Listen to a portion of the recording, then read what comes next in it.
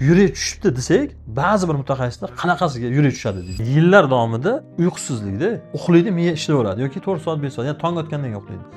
Oshna og'aylardan uzilib qolgan. Oshna og'aylari ham unga bir nimadan maslahat beradigan bo'lsa, как будто unga dushmandek tuyulib, qanaqadir fobiya boshlanganda. Men o'shalarni misol uchun shunday tomirini ushaymanda, shuni ko'rib turib, yuragi tushgan ekan deb turib, misol uchun yuragi tushgan bo'lsa, yuragini ko'tarib qo'yamiz, qarang. O'sha kushetkada yotganning o'zida 20 minut uxlaydi-yu. Haligi o yillar davomida uxlamagan uyqusini o'sha yerda oladi. Yurak tushdi desak, ba'zi bir mutaxassislar qanaqasiga yurak tushadi deydi. Bachadon tushishi bormi? Pochkani tushishi bormi? Yuragniki bo'lmaydi. Tushganda misol uchun u misol uchun 1 sm tushmaydi. Undagi qobiliyati, ya'ni ishlash mexanizmi yakirdan, ya'ni misol uchun o'rta o'qdan ozgina siljiydi. Ana o'sha narsani ko'tarishlik u narsani o'zini joyiga olib kelib qo'yadi. Yuragida taxikardiya bo'ladi. Hamma narsadan hayajonlanib qo'rqaveradi.